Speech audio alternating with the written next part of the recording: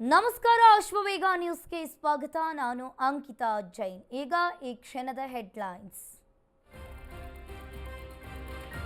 ಧರ್ಮಸ್ಥಳದ ಅನನ್ಯ Bhat missing ಕೇಸ್ಗೆ twist. ಮಗಳು ಎಂದು ಫೋಟೋ ಹರಿಬಿಟ್ಟಿದ್ದ ಸುಜಾತಾ ಮೇಲೆ ಡೌಟ್. ಸ್ಫೋಟಕ ಮಾಹಿತಿ ಬಿಚ್ಚಿಟ್ಟ ರಿಪ್ಪನ್ಪೇಟೆ ಜನ.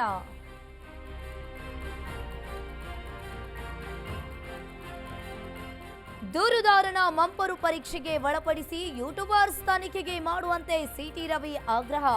ಧರ್ಮಸ್ಥಳ ಕೇಸಲ್ಲಿ ಷಡ್ಯಂತ್ರ ಇದೆ ಎಂದ ಬಿಜೆಪಿ ಲೀಡರ್. ರಾಜ್ಯದಲ್ಲಿ ಖಾಲಿ ಇವೆ 70,000 ಶಿಕ್ಷಕರ ಹುದ್ದೆ. ಪ್ರಾಥಮಿಕ ಪ್ರೌಢಶಾಲೆಯಲ್ಲಿ ಟೀಚರ್ಸ್ ಕೊರತೆ. ಸರ್ಕಾರದ ವಿರುದ್ಧ ಉದ್ಯೋಗಾಕಾಂಕ್ಷಿಗಳ ಆಕ್ರೋಶ.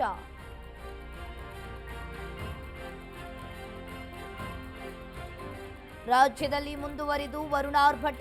ಬೆಳಗಾವಿಯಲ್ಲಿ ಪ್ರವಾಹಕ್ಕೆ ಜನ ಜೀವನ ಅಸ್ತವ್ಯಸ್ತ. ಸೇತುವೆಗಳು ಜಲಾವೃತ. ವಾಹನ ಸವಾರರ ಪರದಾಟ.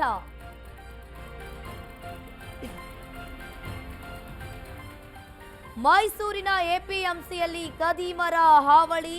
ಅಂಗಡಿ ಶೆಟ್ಟರ್ ಮುರಿದು ಕಳ್ಳತನ ಮಾಡಿದ ಖತರ್ನಾಕ್. ಲಕ್ಷಾಂತರ ರೂಪಾಯಿ ಮೌಲ್ಯದ ವಸ್ತು ಕದ್ದು ಎಸ್ಕೇಪ್.